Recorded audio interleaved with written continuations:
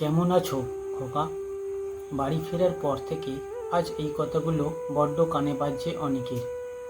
সত্যি বলতে প্রথম দিন বুড়িটার জানলা বন্ধ দেখে বেশ আনন্দই হয়েছিল ওর।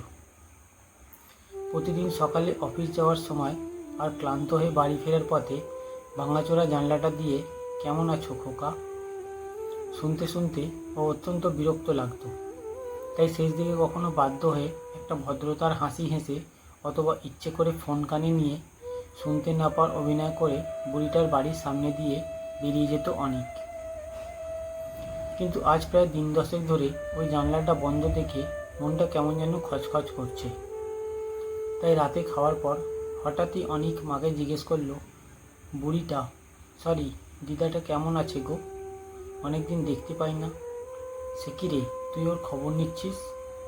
ওর তো পড়ে গিয়ে কোমর ভেঙে গেছে, হসপিটালে ভর্তি। ওর মেয়ে এসেছিল, বলল এবার আর মাকে একা রাখবে না, হসপিটাল থেকে ছাড়া পেলে ওদের বাড়িতে নিয়ে যাবে। উনি আর আসবেন না? বোধহয় না। তোদেরও বয়স হলে বুঝবি, একাকিত্ব বড় কষ্টের।